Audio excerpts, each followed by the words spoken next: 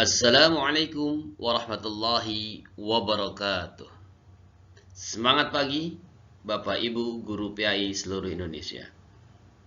Pada sesi ini, jumpa lagi dengan saya Ahmad Fathallah dengan channel Guruku Inspirasiku.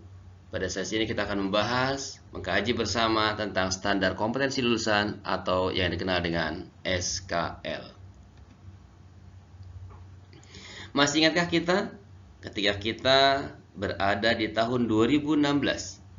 Pada saat itu terjadi revisi kurikulum 2013 dengan lahirnya Permendikbud nomor 20 tahun 2016. Nah, mungkin di antara Bapak Ibu guru masih ada yang mengimplementasikan kurikulum 2013 dan ada juga mungkin yang sudah menerapkan kurikulum Merdeka.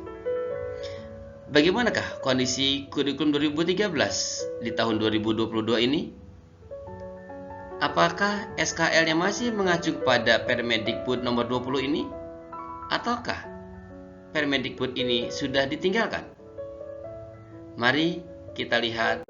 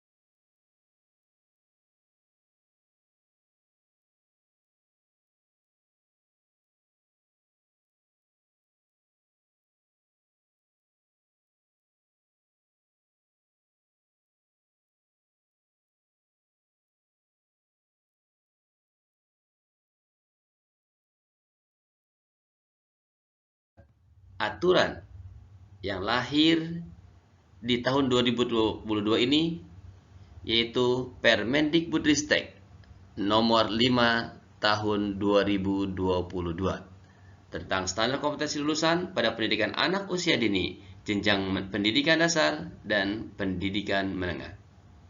Apakah Bapak Ibu sudah membaca, sudah mengkaji Permendikbudristek ini? Marilah kita kaji bersama-sama. Kita lihat saja dulu terakhir pada bab ke-6 ketentuan penutup. Pasal 4 dinyatakan pada saat peraturan menteri ini mulai berlaku, A. Ketentuan mengenai standar tingkat pencapaian perkembangan anak dalam peraturan Menteri Pendidikan dan Kebudayaan nomor 137 tahun 2014 tentang standar nasional pendidikan anak usia dini. Dan juga B. Peraturan Menteri Pendidikan dan Kebudayaan nomor 20 tahun 2016 tentang standar kompetensi lulusan pendidikan dasar dan menengah. Kemudian kita lihat C. Ketentuan mengenai standar kompetensi lulusan dalam Peraturan Menteri Pendidikan dan Kebudayaan Nomor 34 Tahun 2018 tentang Standar Nasional Pendidikan Sekolah Menengah Kejuruan, Madrasah Aliyah Kejuruan dicabut dan dinyatakan tidak berlaku. Loh, terus bagaimana sikap kita melihat dari peraturan ini? Salah satu dasar revisi kurikulum 2013 tentang standar kompetensi lulusan adalah salah satu peraturan yang dinyatakan dicabut dan dinyatakan tidak berlaku dengan lahirnya Permendikbudristek nomor 5 tahun 2022. Sejak kapan peraturan menteri ini berlaku? Kita lihat tanggalnya.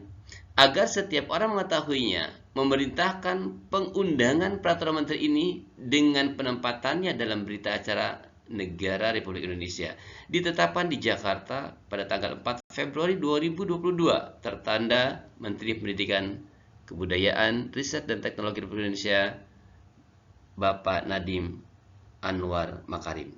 Diundangkan di Jakarta pada tanggal 8 Februari 2022. Jadi jelaslah dengan peraturan lahirnya Permendikbudristek nomor 5 tahun 2022, peraturan yang berkaitan dengan SKL sebelumnya atau salah satunya yang berhubungan dengan SKL SMP, yaitu terdapat pada Permendikbud nomor 16 tahun nomor 20, Permendikbud nomor 20 tahun 2016 dinyatakan dicabut. Dengan demikian, bagi sekolah atau satuan pendidikan yang menerapkan kurikulum merdeka ataupun kurikulum 2013 dengan peraturan ini atau Permendikbudristek nomor 5 tahun 2022, maka peraturan nomor 20 tahun 2016 dinyatakan dicabut dan tidak berlaku. Jadi apapun kurikulum satuan pendidikan, K13 atau kurikulum mereka, maka SKL-nya tetap mengacu kepada Permendikbudristek nomor 5 tahun 2022 ini. Nah, sekarang seperti apa SKL yang baru ini yang sesuai dengan Permendikbudristek nomor 5? Kita lihat pasal 7.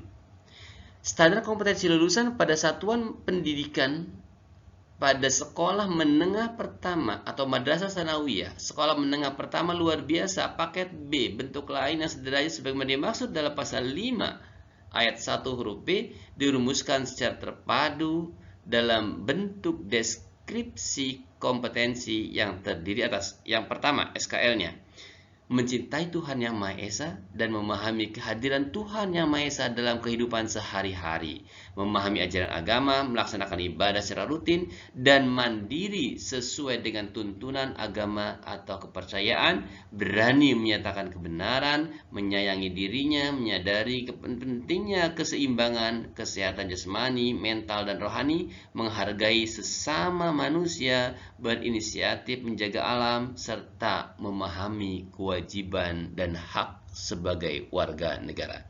Cukup panjang untuk SKL poin A ini. Kemudian selanjutnya masih pada pasal 7 SKL untuk SMP yang kedua adalah mengekspresikan dan bangga terhadap identitas diri dan budayanya, menghargai keragaman masyarakat dan budaya nasional, terbiasa melakukan interaksi antar budaya, menolak stereotip dan diskriminasi, serta berpartisipasi aktif untuk menjaga negara kesatuan Republik Indonesia. Yang C, poin C-nya menunjukkan perilaku terbiasa peduli dan berbagi, serta kemampuan berkolaborasi lintas kalangan di lingkungan terdekat dan lingkungan sekitar. Bagian D, terbiasa bertanggung jawab, melakukan refleksi, berinisiatif, dan merancang strategi untuk pembelajaran dan pengembangan diri, serta mampu beradaptasi dan menjaga komitmen untuk meraih tujuan.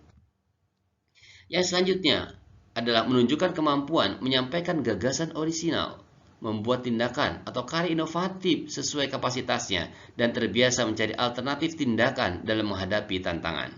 Bagian F, menunjukkan kemampuan mengidentifikasi informasi yang relevan atau masalah yang dihadapi, menganalisis, memprioritaskan informasi yang paling relevan atau alternatif solusi yang paling tepat. Nah, bagian yang terakhir G dan H, menunjukkan kemampuan dan kegemaran berliterasi berupa menginterpretasikan dan mengintegrasikan teks untuk menghasilkan inferensi sederhana, menyampaikan tanggapan atas informasi, dan mampu menulis pengalaman dan pemikiran dengan konsep sederhana. Dan yang terakhir, menunjukkan kemampuan numerasi dalam bernalar menggunakan konsep, prosedur, fakta, dan alat matematika untuk menyelesaikan masalah yang berkaitan dengan diri, lingkungan terdekat, dan masyarakat sekitar. Inilah SKL, standar kompetensi lulusan untuk jenjang SMP. Maka, sebagai guru mata pelajaran, semuanya mengacu pada SKL ini, K13 ataukah kurikulum merdeka. Inilah SKL yang saat ini dipedomani untuk seluruh satuan pendidikan untuk jenjang SMP. Demikianlah yang dapat kami sampaikan. Terima kasih atas perhatiannya. Mudah-mudahan kita terus bisa mengkaji kembali, mengkaji aturan-aturan yang baru, dan kita dapat menerapkannya sesuai dengan kehendak peraturan tersebut. Tetap semangat, salam bahagia, wassalamualaikum warahmatullahi wabarakatuh.